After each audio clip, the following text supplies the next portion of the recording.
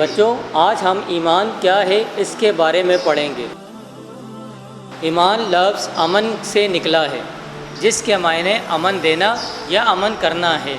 دل سے اللہ تعالیٰ کو واحد ماننا، اس کے احکامات پر عمل کرنا، حضرت محمد صلی اللہ علیہ وآلہ وسلم کی رسالت کا اقرار کرنا، اسے تسلیم کرنا اور اپنے اعمال سے اس سے ثابت کرنا ایمان ہے۔ جو شخص ایسا ایمان رکھتا ہو وہ مومن کہلاتا ہے۔ قرآن پاک میں ایمان کا لفظ پختہ یقین اور اعتبار کے معنی میں آتا ہے، یعنی کسی بات کے مطابق ایمان کے کچھ خاص اجزاء ہیں جن پر یقین رکھنا ضروری ہے۔ ان میں سے کسی ایک کو یقین نہ ہو تو ایمان مکمل نہ ہوگا۔ ایمان آپ بتائیں۔ نمبر 1 اللہ تعالیٰ پر ایمان، نمبر 2 فرشتوں پر ایمان، نمبر 3 اللہ تعالیٰ کی کتابوں پر ایمان، نمبر 4 رسولوں پر ایمان، نمبر 5 تقدیر پر ایمان، نمبر 6 یوم آخرت پر ایمان، نمبر 7 مرنے کے بعد دوبارہ زندہ ہونے پر ایمان۔ شاباش ایمن۔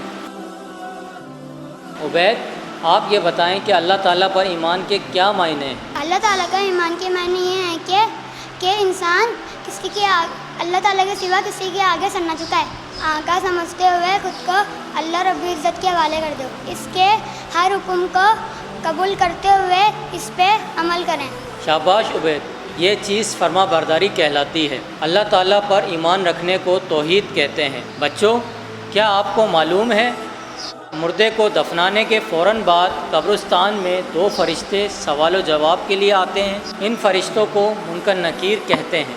فضل، فرشتوں پر ایمان لانا ضروری ہے؟ فرشتوں کا ذکر قرآن و حدیث میں بار بار آیا ہے اور بتایا گیا ہے کہ فرشتہ اللہ تعالیٰ کی ایسی مخلوق ہیں جنہیں جب جہاں اور جس کام کے لیے حکم دیا جاتا ہے وہ اس کام کو انجام دیتے ہیں اور دیتے رہیں گے۔ وہ کوئی بھی کام اپنی مرضی سے نہیں کر سکتے۔ فرشتوں پر ایمان لانا بھی ہم پر فرض ہے۔ شاباش فضل، فرشتے اللہ تعالیٰ کی مخلوق ہیں اور ان پر ایمان لانا بھی ہم پر فرض ہے، اور اسی طرح آسمانی کتابوں پر ایمان لانا بھی ہم پر فرض ہے، جس طرح قرآن مجید کو ہماری رہنمائی اور ہدایت کے لیے نازل کیا گیا ہے۔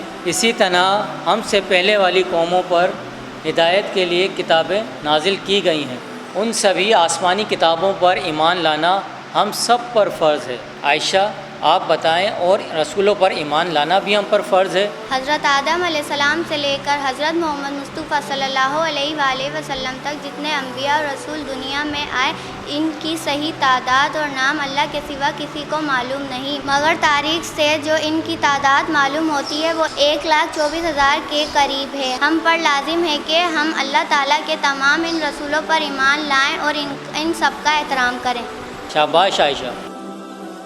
اشر، آپ بتائیں، تکبیر کیا ہے؟ جس نے اسلام قبول کیا، کلمہ پڑھا اور دل سے اللہ کو خالق و مالک مانا، اس پر لازم ہے کہ وہ اپنی تقدیر کے معاملے میں بھی اللہ سے راضی رہے اور اس بات کا ایمان رکھے جو کچھ بھی اس کی زندگی میں پیش آتا ہے وہ اللہ تعالیٰ نے اس دنیا میں آنے سے پہلے لوح محفوظ پر لکھ دیا ہے۔ تقدیر کی ہر اچھی اور بری بات کو دل سے ماننا اور اس پر راضی رہنا ہر مسلمان پر فرض ہے۔ شاباش اشر۔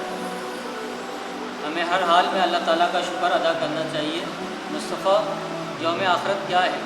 دنیا میں ہم جو کچھ کرتے ہیں، خواہ اچھا کام ہو یا برا، ہمیں ان سب کے نتیجے کے لیے ایک دن مقرر ہے جسے یوم آخرت کہتے ہیں۔ یوم آخرت پر ایمان ہمیں اس بات کا احساس دلاتا ہے کہ ہمارے اچھے اور برے اعمال کا نتیجہ ہمیں ضرور ملے گا۔ اس پر یقین رکھنا ہر مسلمان پر فرض ہے۔ شاباش مصطفیٰ۔ یوم آخرت پر ایمان رکھنے کو عقیدہ آخرت کہتے ہیں۔ ایمن، مرنے کے بعد دوبارہ زندہ ہونے پر ایمان کیا ہے؟ ہمیں اس دنیا میں عارضی زندگی دے کر ایک امتحان کے لیے بھیجا گیا ہے جہاں ہم مقرر وقت تک رہیں گے۔ اس کے بعد ہمیں موت آ جائے گی۔ موت ہماری موجودہ زندگی کو ختم کر دے گی، لیکن ہمیشہ رہنے والی زندگی موت کے بعد شروع ہوگی، یعنی مرنے کے بعد ہمیں دوبارہ زندہ کیا جائے گا تاکہ ہم اپنے اعمال کا حساب دے کر ہمیشہ کی زندگی میں داخل ہو جائیں۔ ہمارا اس بات پر ایمان ہونا چاہیے کہ یہ دنیا اور یہ زندگی عارضی ہے، ہمیں بہت جلد یہاں سے جانا ہے۔ شاباش ایمن، ہمیں یہاں گناہوں سے بچنا اور نیک اعمال کرنے کی ترغیب دینا ہے۔ آج آپ سب بچوں نے ایمان کا مطالعہ کیا ہے اور اس کی اہمیت پڑھی ہے، تو آپ سب کو پتہ چل گیا ہوگا کہ ایمان کیا ہے، اور ہر مسلمان کو اس پر عمل کرنا بہت ضروری ہے۔